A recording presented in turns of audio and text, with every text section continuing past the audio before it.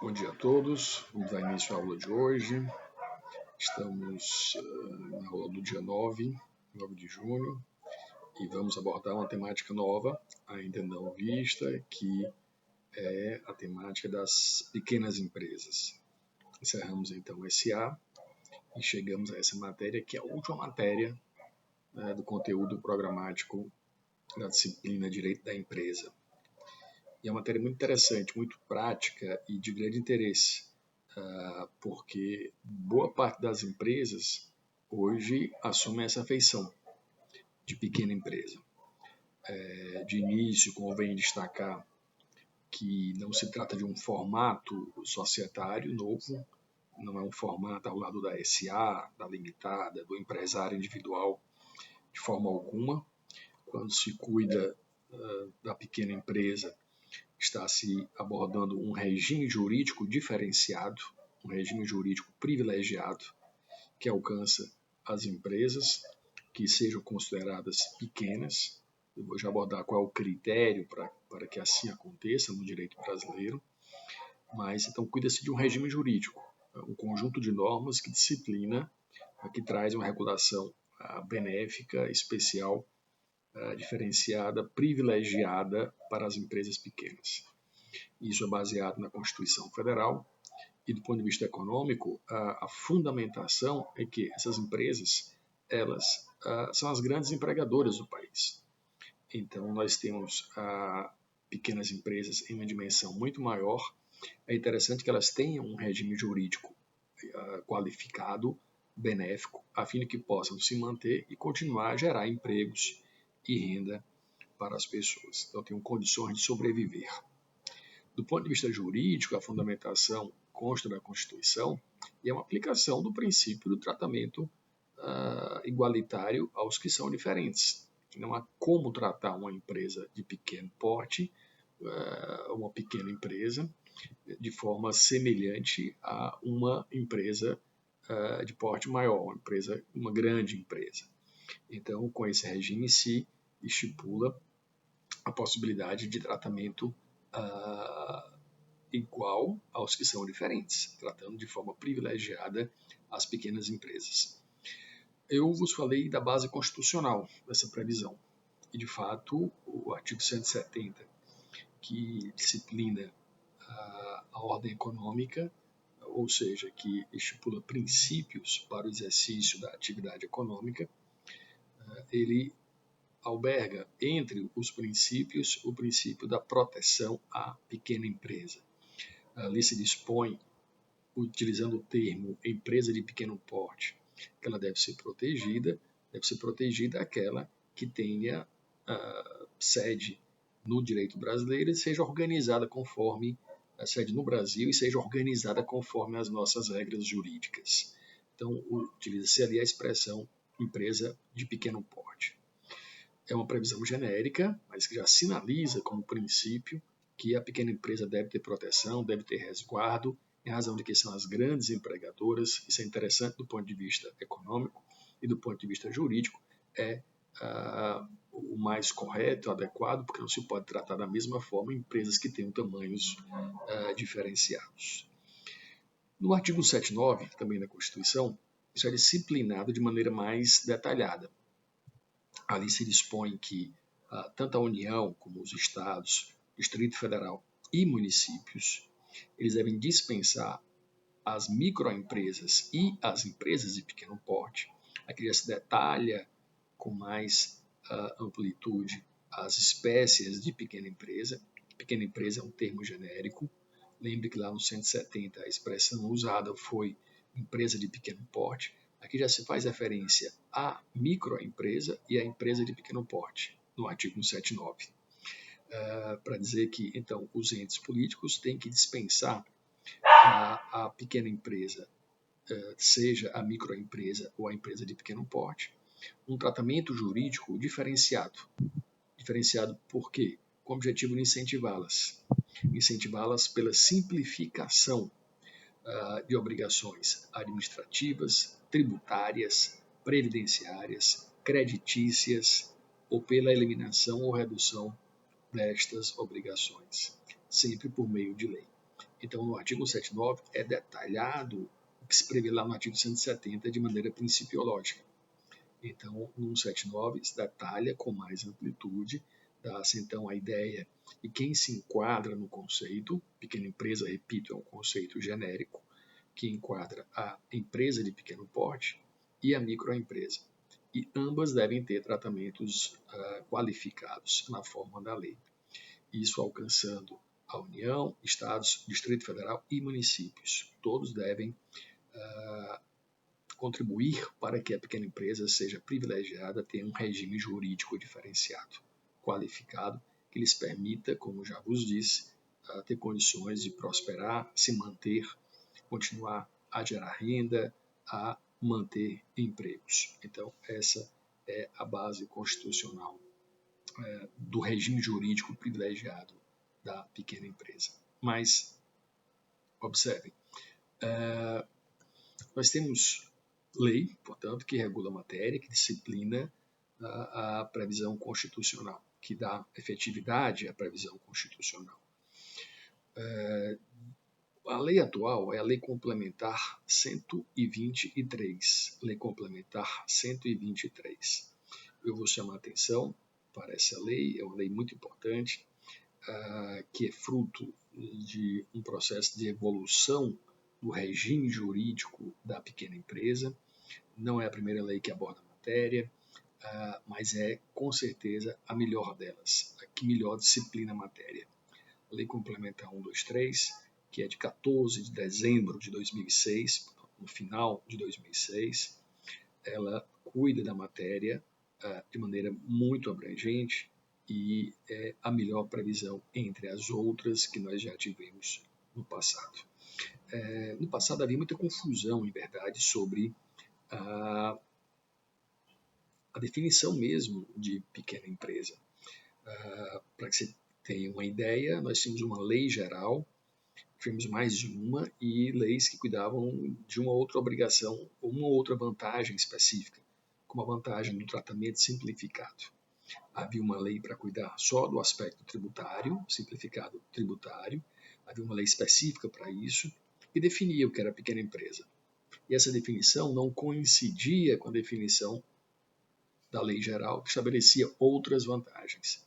Então, o que se firmava era uma grande confusão. No âmbito mesmo da pequena empresa, na vantagem tributária, as leis anteriores elas facultavam a adesão dos estados e municípios à vantagem tributária.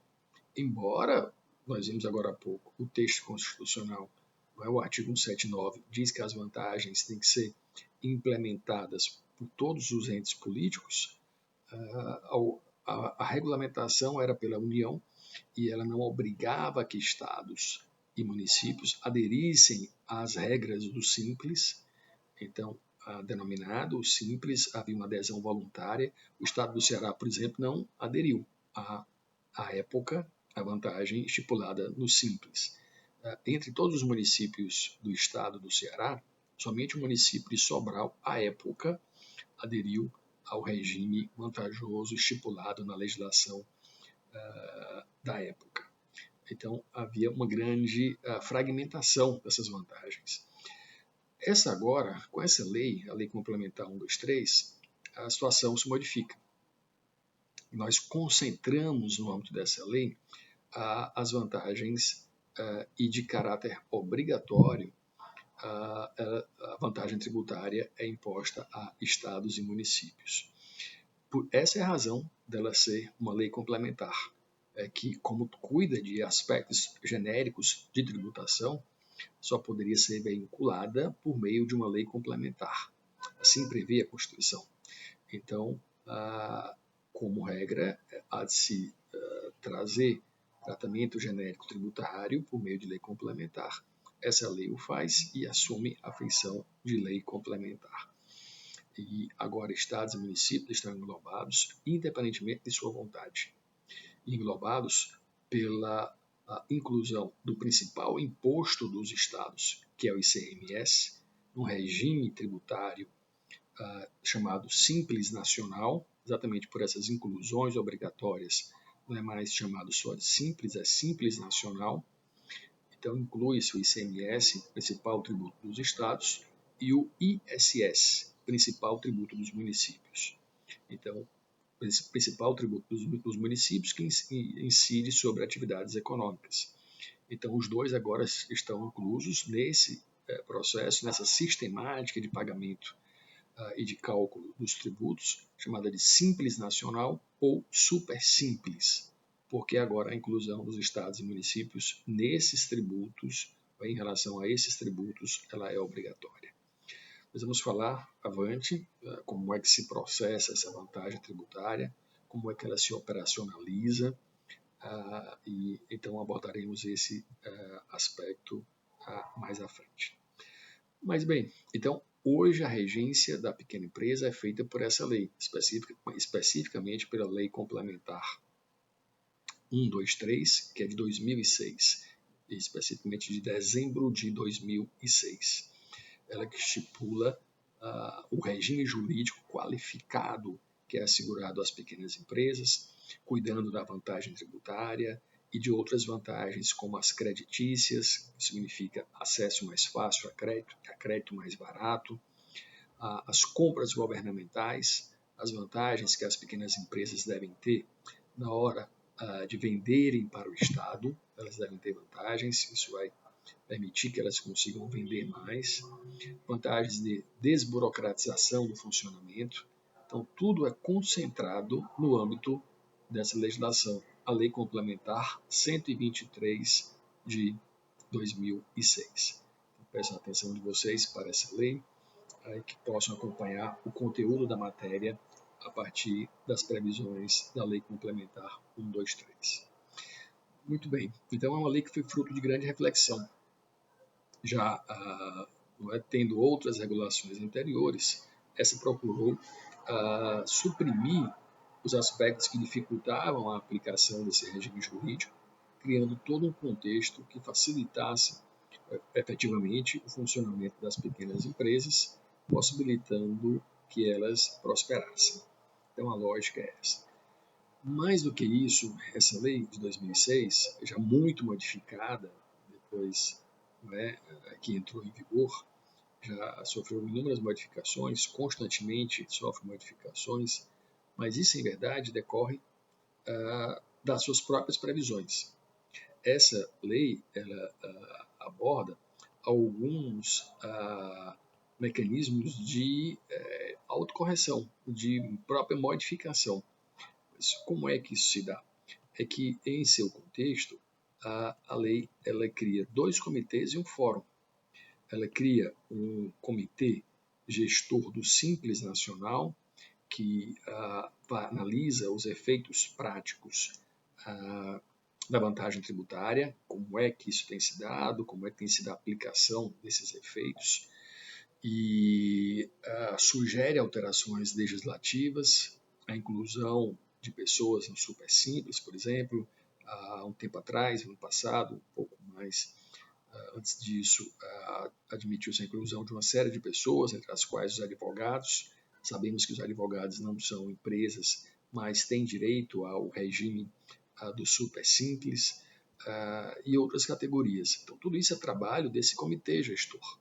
Comitê Gestor do Simples Nacional, que analisa a vantagem tributária das pequenas empresas, propondo alterações legislativas que facilitem, que ampliem a sua aplicação. Então, isso tem funcionado. Além desse aspecto específico da vantagem tributária, foi criado também um Fórum Permanente das Pequenas Empresas, que tem por objetivo fazer análise das vantagens de uma forma geral, da aplicação da lei e de falhas que potencialmente ocorram de uma maneira geral não específica, como um comitê do Simples Nacional. E ainda um outro comitê de grande importância que tem tido permitido grandes avanços na legislação, não só nessa lei, mas em relação a outras também, que é o Comitê para a Gestão da Rede Nacional para a Simplificação do Registro e da Legalização de Empresas e Negócios, o chamado CGSIM. Nós temos uma rede que objetiva simplificar o processo de registro de empresas. Vocês sabem que esse registro é feito nas juntas comerciais. Então, a ideia é que elas desburocratizem esse processo e permitam que esses atos sejam feitos com maior rapidez e maior eficiência. Então, todas as iniciativas desse comitê têm por objetivo facilitar a simplificação desses procedimentos, no que se refere às pequenas empresas, e olha que sem contaminar, inclusive, o que se refere a quem não é também pequena empresa, porque as juntas muito têm avançado e têm permitido uma verdadeira revolução nesse âmbito, com muito mais rapidez no processo de criação de empresas, nos processos de arquivamento de documentos perante a junta e mesmo no processo de extinção. Então, tem se visto um grande avanço nesse âmbito e muito do que se propõe vem desse comitê gestor, desses processos de simplificação. Então, são 2 comitês gestores e um fórum permanente que permitem que esses avanços ocorram. Isso implica de forma necessária em alteração legislativa e essa é uma explicação para que essa lei sofra tantas modificações, sempre visando o seu aperfeiçoamento. Então, vejam que é uma lei um pouco diferenciada, porque já traz em si mesma o germe para a sua modificação. E assim tem ocorrido, a partir desses comitês que fazem a análise da aplicação prática e da eficácia dessa legislação. Muito bem. Um aspecto importante também que se tem é o critério para a definição de quem é pequena empresa. Olhe, não há um critério uniformizado nos diversos países. Nós temos países em que o critério para definir uma pequena empresa é baseado na quantidade de sócios. Há empresas que se baseiam em patrimônio ou em capital social. Então, não há uma uniformidade de critérios para definir pequenas empresas. Mas há um critério prevalente, que é o critério que se lastreia na receita bruta ou faturamento. Então, aquilo que a empresa tem de faturamento. O faturamento anual da empresa não se confunde com o lucro. Veja que o lucro é o resultado entre receitas e despesas. Então, eu tenho os meus ingressos, as minhas receitas, abato o que eu gasto para poder desenvolver a atividade, o que sobra é o lucro. Não é o lucro que se cuida, eu analiso apenas as receitas brutas, antes delas sofrerem esses abatimentos de despesa. Então, as receitas brutas, elas são um parâmetro, receita bruta ou faturamento, receita bruta entendida como o que eu faturo, ou seja, o que eu recebo pelo desempenho da minha atividade. Se eu produzo e vendo tecido, então é o que eu recebo por essa minha atividade. Então, se eu comercializo produtos plásticos, é o que eu recebo pelas vendas que fiz naquele mês. Então, esse é o critério, é o faturamento, é o critério que adotou a nossa legislação, a Lei Complementar 123. Não é um critério novo, o critério tem permanecido ao longo das diversas leis que regulam a matéria, sempre tem sido o critério do faturamento, o critério eleito para a definição da pequena empresa, para a caracterização da pequena empresa. Então, nesse aspecto, não houve alteração substancial. A gente daqui a pouco aborda com mais precisão qual é o faturamento, enfim, que permite a caracterização de uma empresa como pequena empresa. Qualquer das suas 2 modalidades. Como já vos adiantei, temos 2 modalidades, a microempresa e temos também a empresa de pequeno porte. Então, se firme de início a ideia de que o critério é o critério do faturamento ou receita bruta anual, aquilo que é recebido no ano pela empresa para sua caracterização como a pequena empresa. Muito bem, esses limites de faturamento estão previstos no artigo 3º da Lei Complementar 123. Antes de analisarmos, vamos ver algumas disposições preliminares que são postas no artigo 1º, especificamente lembrem, a lei é de 2006, uma previsão nova que é de 2014. Que previsão nova é essa que consta já nos artigos iniciais da lei? E mais especificamente que consta já no artigo 1º em seu parágrafo 3º. É que novas obrigações que atinjam a pequena empresa, seja microempresa ou empresa de pequeno porte, novas obrigações que sejam criadas para as empresas, inclusive para as pequenas empresas, devem especificar qual é a forma de tratamento simplificado que as pequenas empresas terão. Então, nós temos hoje um regime jurídico. Se eventualmente for criada uma nova obrigação para as empresas como um todo, inclusive para as pequenas empresas, é fundamental que nessa norma que cria a obrigação nova já se estipule qual vai ser o tratamento diferenciado assegurado à pequena empresa. Isso porque nós temos já um regramento estipulado, definido, de tratamento diferenciado, que poderia ser corrompido com novas exigências. Então, se nova obrigação é feita, nova obrigação é posta, deve, no instrumento que se estipula, que se exige a nova obrigação, já definir qual é o tratamento diferenciado que terá a pequena empresa. Muito bem. Se porventura, no que se refere a essa obrigação nova,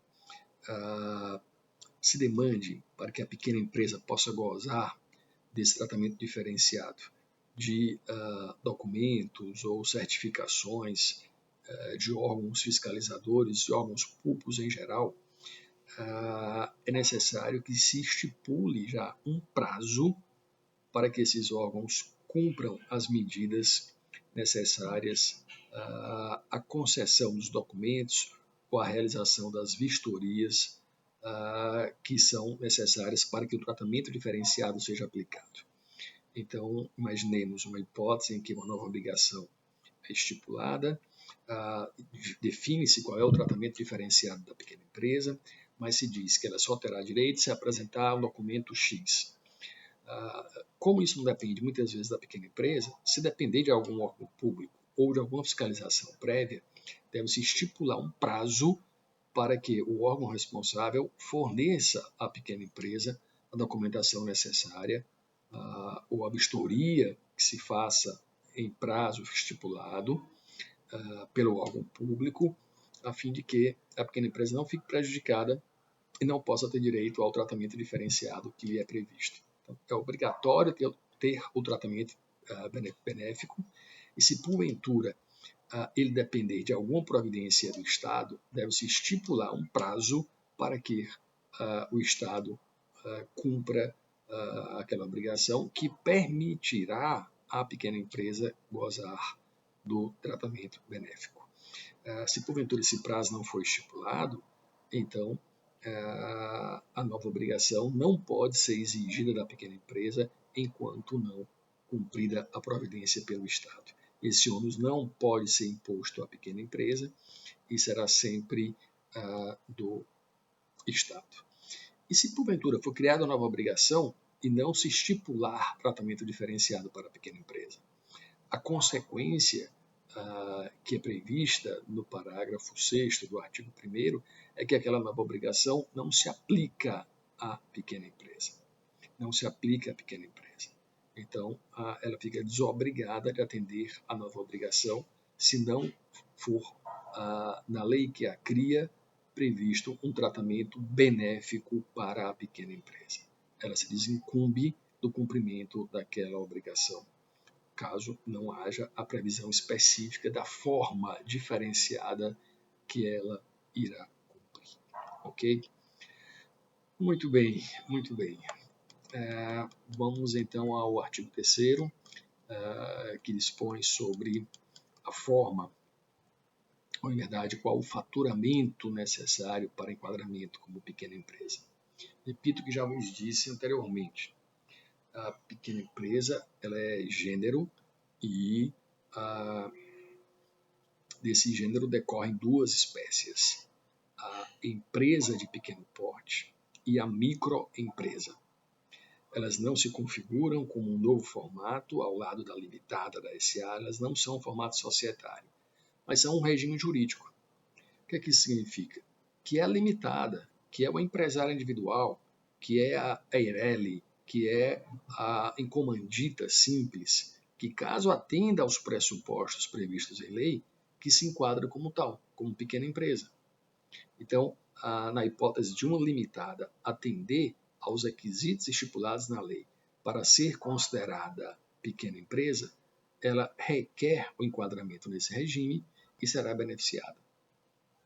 Então, não se trata de um novo formato, ela continua a ser limitada e vai ter, por ser agora considerada pequena empresa, vai ter um regime jurídico benéfico, um regime jurídico qualificado, o qual lhe permitirá o exercício da atividade econômica em condições vantajosas. Então, é isso que significa ser pequena empresa. Ok? Bom, quais são os patamares firmados para a caracterização como pequena empresa, seja como microempresa, seja como empresa de pequeno porte? Muito bem. Para a caracterização como pequena empresa, o que se exige é que ela aufira em cada ano calendário a receita bruta que não supere a R$360 mil. Então, o critério aqui é, como já vos disse, de faturamento ou receita bruta, e no ano, o ano calendário no Brasil, em regra, de janeiro a dezembro, ela aufira como faturamento não mais do que R$360 mil.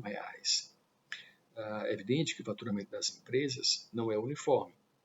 Tem mês que eu vendo mais, vendo menos, mas ao final do ano calendário eu não posso ultrapassar o limite de R$360 mil. Esse é o critério para ser microempresa. Microempresa. Aí, um dado mês eu posso faturar 30 mil, não é? Sem grandes dificuldades.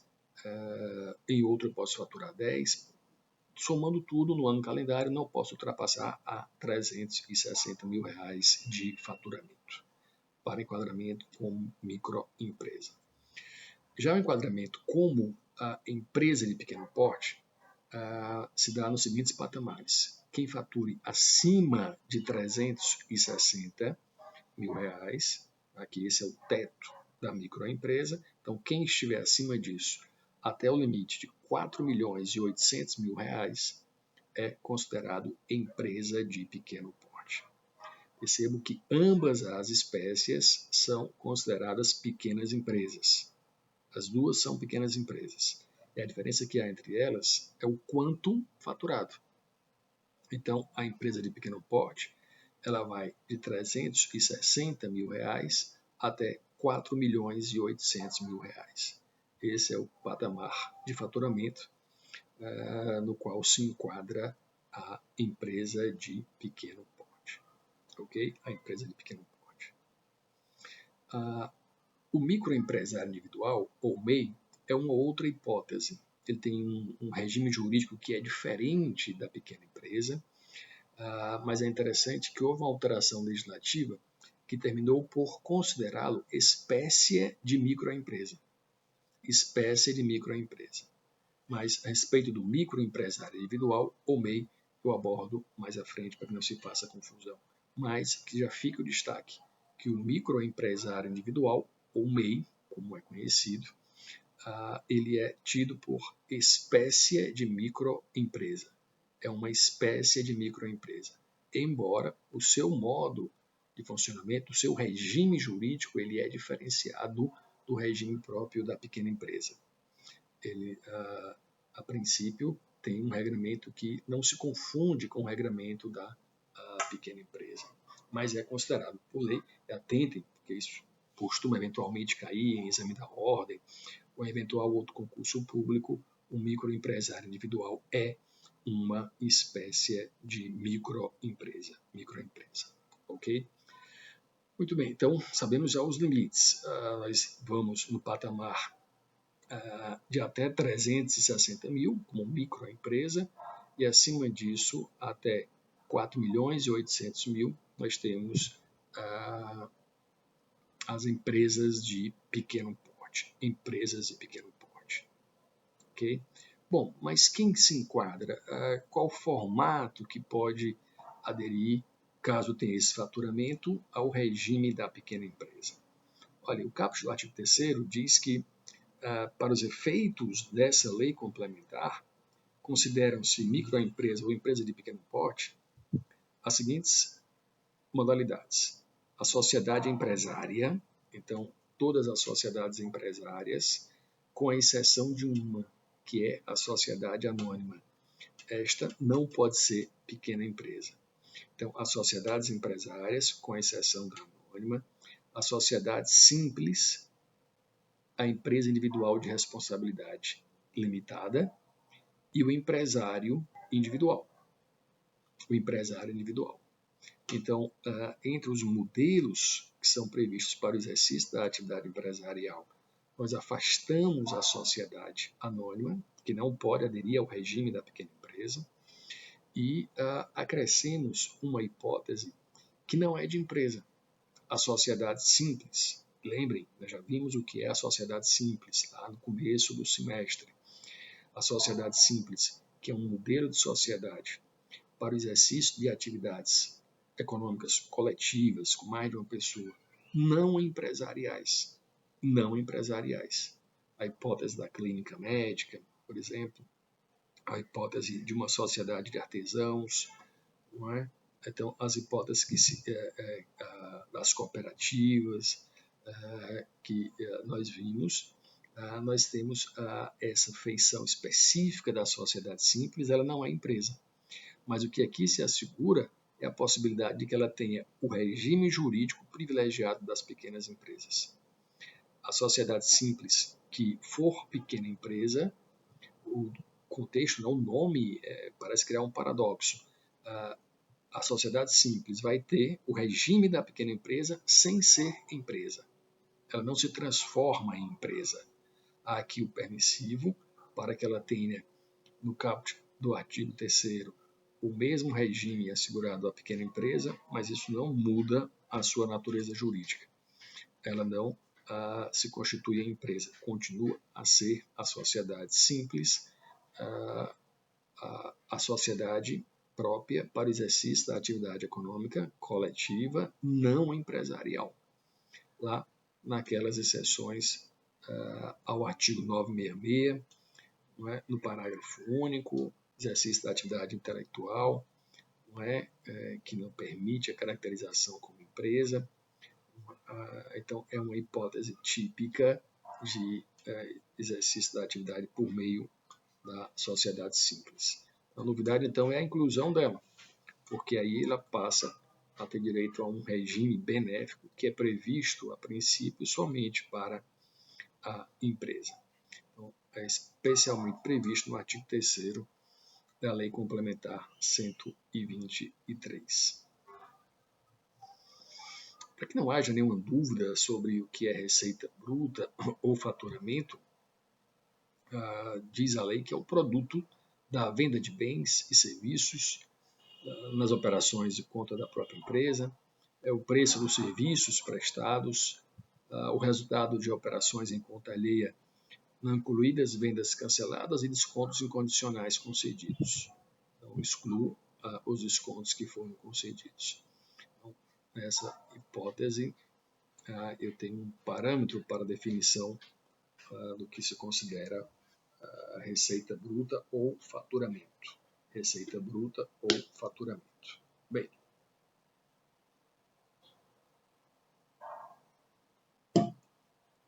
avancemos na matéria com um ponto importantíssimo. Ele tem um padrão de definição de quem é pequena empresa, de quem pode ser pequena empresa. Então, as sociedades empresárias, o empresário individual ou a sociedade simples, que se encaixe nesse parâmetro, que é o faturamento aqui narrado, pode pleitear o seu enquadramento. Ele não é automático. Então, a empresa que tem interesse, ela postula o seu enquadramento como tal. Observem que, a princípio, quando criaram esse regime, e as empresas observam muito a forma tributária que serão tratadas, houve uma certa resistência à adesão ao regime, em razão de que as possibilidades de sonegação diminuem consideravelmente. Porque, do ponto de vista tributário, há uma simplificação muito grande. Eu passo a ter a obrigação de manter apenas 2 livros, então o livro caixa e o livro de controle de estoque, e isso dificulta substancialmente a sonegação, que é muito mais fácil de perceber o faturamento, que é a base única para a tributação. Não tenho que fazer muitos cálculos ou outras operações para apurar o montante devido. Então dificulta substancialmente a sonegação. Porque a vantagem é que eu pago menos. Eu gasto menos para calcular o que é devido e ainda tenho uma menor incidência. Então isso se mostrou vantajoso, se mostrou interessante às empresas e elas passaram a ter adesão. Hoje é preciso dizer que boa parte das empresas, sim, elas aderem a esse regime. Aderem em razão de que ele é vantajoso e se torna uma vantagem competitiva importante.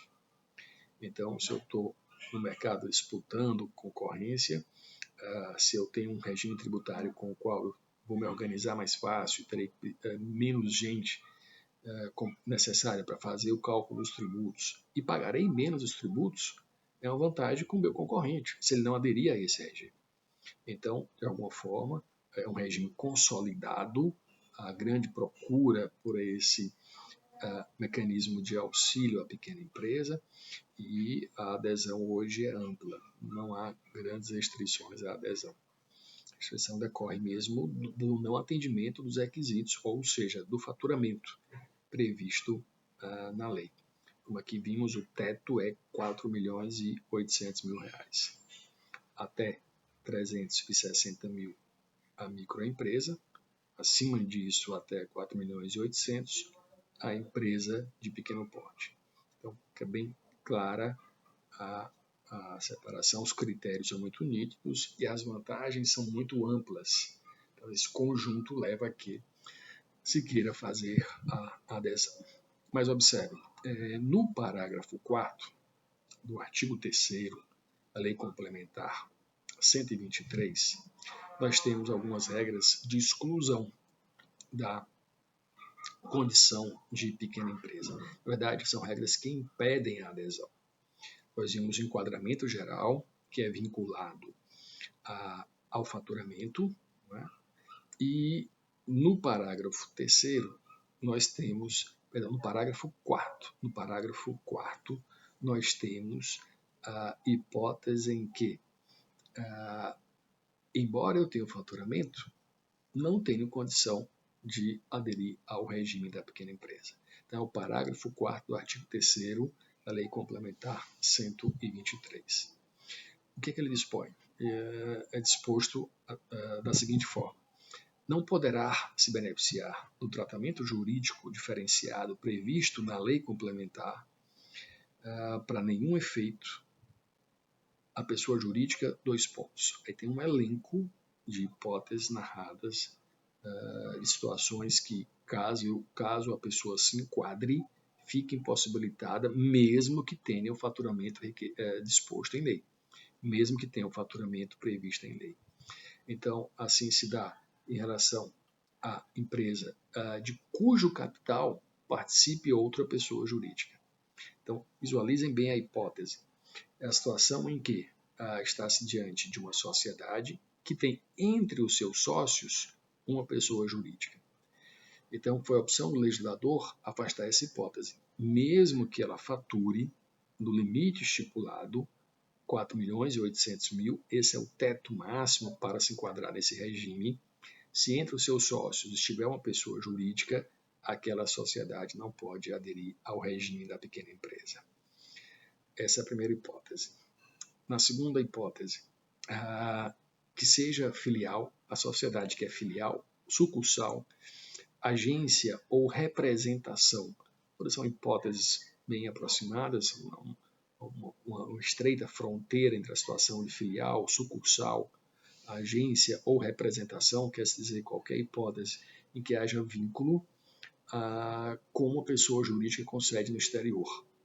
Então, ela é mera filial, sucursal, agência ou representação no Brasil de pessoa jurídica com sede no exterior.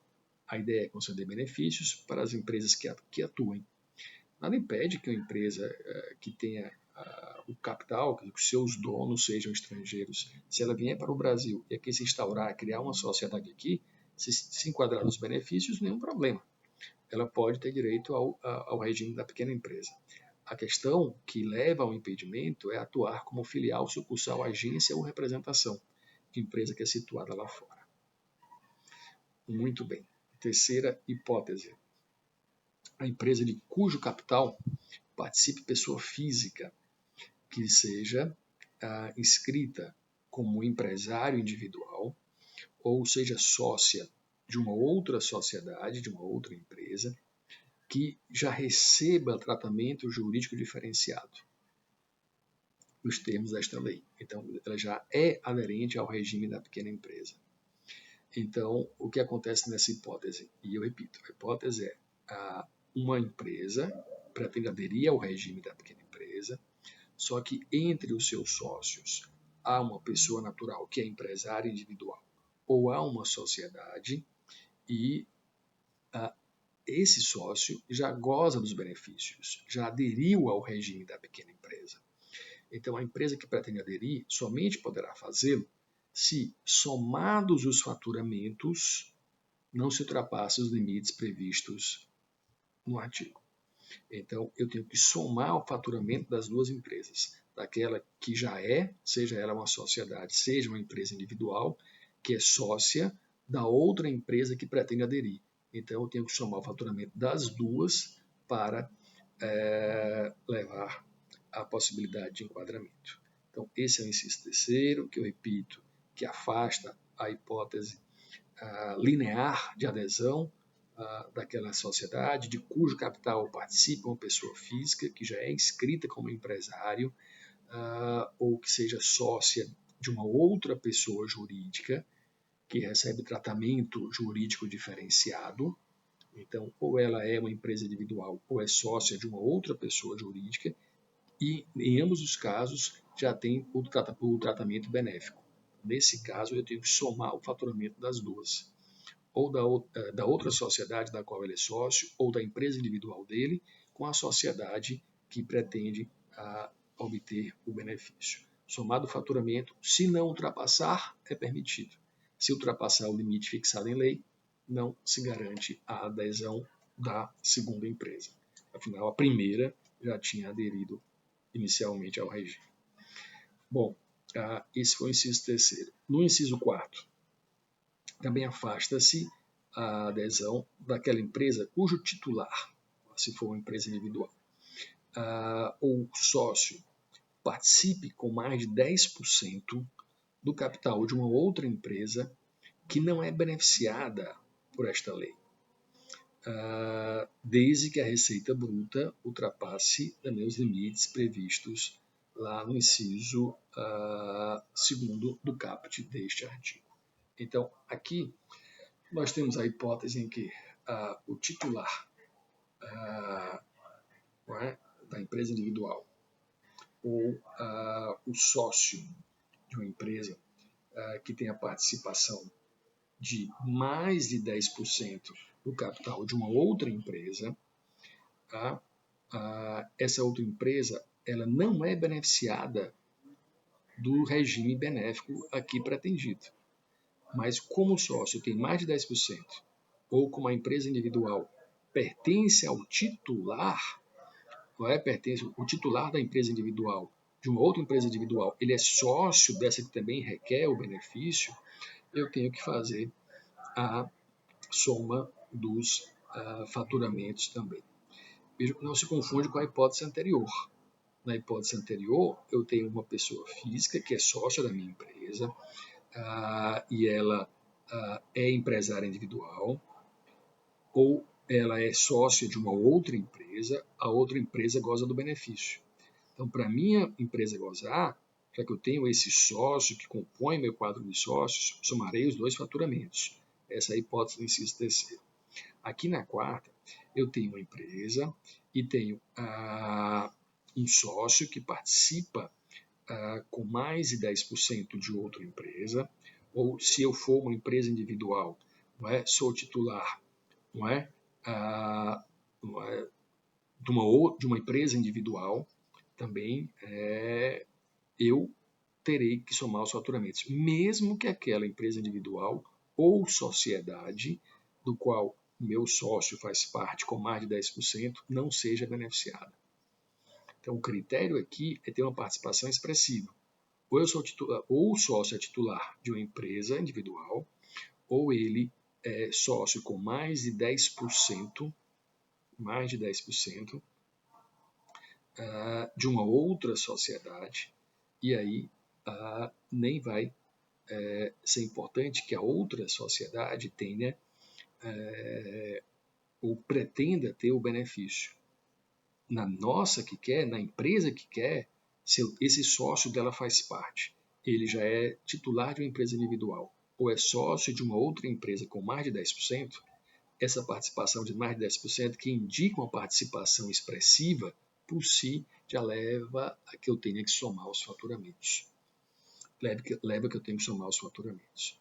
E, insisto, mesmo que a empresa da qual ele faz parte, seja ela individual ou com participação de mais de 10%, mesmo que ela não tenha o benefício. Não é porque eu vou ter duas empresas com benefício, não é isso que se quer vedar. É que se quer vedar que a empresa que tem um sócio, que tem uma participação expressiva em outra sociedade, tem um benefício. Porque a participação expressiva em outra sociedade é um indicativo de que ele não mereça esse benefício. Não é sócio de mais uma empresa com participações expressivas. Ok? Muito bem, essa foi a quarta hipótese. O quinto, eu vou impedir a empresa cujo sócio ou titular seja administrador ou equiparado de uma outra pessoa jurídica com fins lucrativos. Também, neste caso, deverei somar os faturamentos. Tá?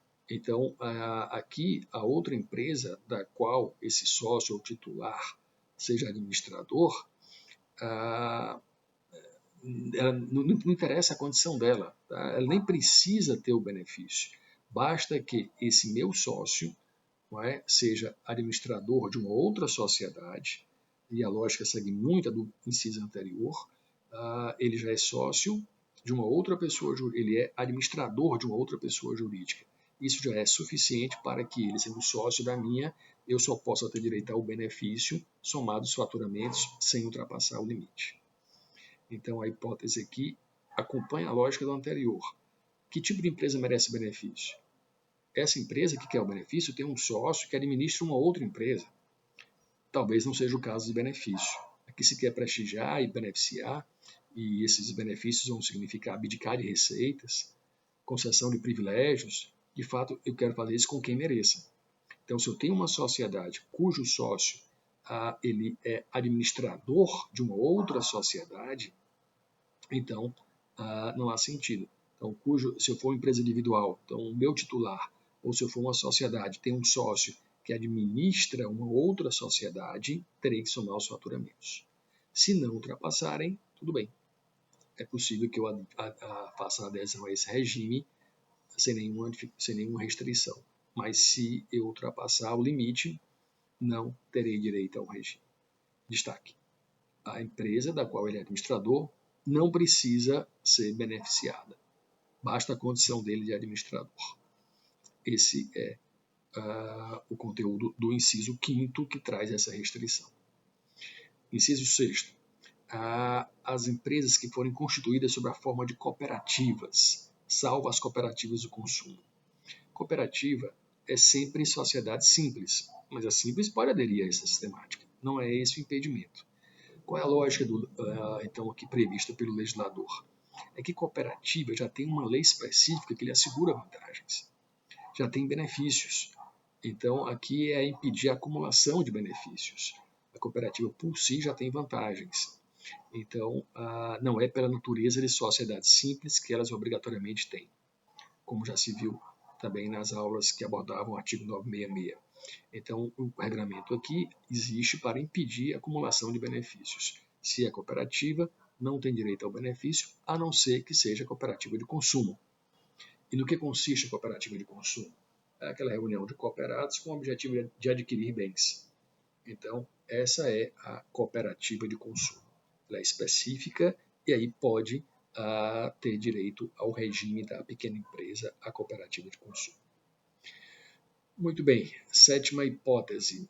Também não pode pretender o benefício a sociedade que participe do capital de uma outra pessoa jurídica. Veja que essa hipótese não se confunde com a primeira que nós vimos. A primeira, qual era a restrição? É que uma sociedade que queria o benefício tinha entre os seus sócios uma pessoa jurídica. Isso veda.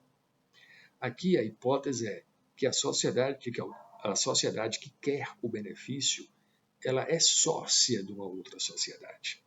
Ela é que é sócia de uma outra sociedade. Então ela participa do capital de outra pessoa jurídica.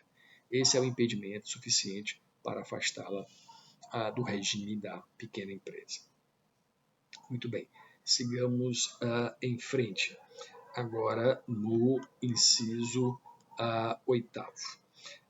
As empresas que exerçam atividade de banco comercial, de investimentos, de desenvolvimento, de caixa econômica, de sociedade de crédito, sociedade de financiamento e investimento ou de crédito imobiliário, assim como de corretora ou distribuidora de títulos, valores imobiliários e câmbio, e a empresa de arrendamento mercantil, leasing, a empresa de seguros privados, empresas de capitalização ou previdência complementar, pelo objeto, pela natureza da atividade que desenvolvem, não podem assumir a condição de pequena empresa. Então aqui o foco do legislador foi o objeto, o que é desenvolvido pela empresa que configura impedimento à sua condição de pequena empresa. Observe que várias dessas atividades já teriam proibição porque somente poderiam exercer ou ser exercidas por meio de sociedades anônimas, mas em alguns outros casos não, mas aqui de forma geral todos estão proibidos a partir do objeto. Em razão do objeto que é desenvolvido pela empresa, não podem aderir à condição de pequena empresa. Não pode ter direito ao regime benéfico da pequena empresa. Continuemos a hipótese nona, são 11. A nona é aquela empresa que resulta ou remanesce de cisão ou qualquer outra forma de desmembramento de pessoa jurídica que tenha ocorrido até 5 anos antes. Então, lembrem do que é cisão. Você tem uma empresa, nós discutimos isso ao abordarmos as mudanças de estrutura. Então, a empresa que resulta de uma cisão, ou que remanesce, né, que resulta um caso de cisão total, que remanesce de cisão parcial, qualquer das duas hipóteses, ela fica impedida de aderir a esse benefício. Não, isso para desestimular que as empresas sejam cindidas para pleitear o benefício. Então, aqui resulta, não vai ter o benefício de forma automática nos últimos 5 anos. Então, se o ato foi feito há pelo menos 5 anos, isso leva ao impedimento do benefício. Ok? Muito bem, muito bem. Também não podem as constituídas por SA, já vos havia adiantado, é o inciso 10. Então, se o formato da empresa é SA, mesmo que ela tenha um limite específico de faturamento, mesmo que seja uma companhia fechada, e muitas fechadas podem se enquadrar nesse patamar, não tem direito ao benefício. Tá? Isso é levado a que algumas sociedades anônimas fechadas que se enquadram nesse limite de faturamento, que poderiam, em tese, se beneficiar, isso é levado a que ela se transforme em limitada. São tantas as vantagens que essa lei assegura que não compensa uma SA se constituir com esse formato, sendo assim impedida dos benefícios. Então, isso tem levado a que SAs que podem, pelo faturamento, aderir, se transformem em limitada para passar a ter direito ao regime da pequena empresa, o que é previsto no inciso 10º. 11º, também não podem aquelas sociedades cujos titulares, se for uma empresa individual, ou sócios, eles guardem cumulativamente com o contratante do serviço relação de pessoalidade, subordinação e habitualidade. Vocês não viram direito do trabalho ainda, mas tais características, pessoalidade, o vínculo pessoal, a atividade com aquela pessoa específica, a subordinação, que é o exercício de atividade econômica sob a ordem de outrem, que vai definir como eu devo prestar a minha atividade econômica. E a habitualidade não é algo esporádico, é contínuo. Essas três características conformam a relação de emprego. Então, o que é que você quer evitar aqui? Que sejam criadas sociedades com o objetivo de afastar a relação empregatícia e a fim de que eu possa contratar a empresa e não o empregado, para fugir das obrigações trabalhistas. É o fenômeno da chamada pejotização. Então, eu tenho um empregado, eu coloco para fora, então eu vou contratar alguém e desde o início já faço assim, e não o contrato de forma direta, mas determino que ele crie uma pessoa jurídica para que eu o contrate, fugindo das obrigações trabalhistas. Mas se ficar caracterizada a pessoalidade, a subordinação e a habitualidade, isso vai impedir que essa empresa seja aderente do regime da pequena empresa. Veja, no caso aqui, o que se está proibindo é que é o incentivo a essa prática da pejotização. Então, os titulares ou sócios, ele guardem cumulativamente com o contratante do serviço.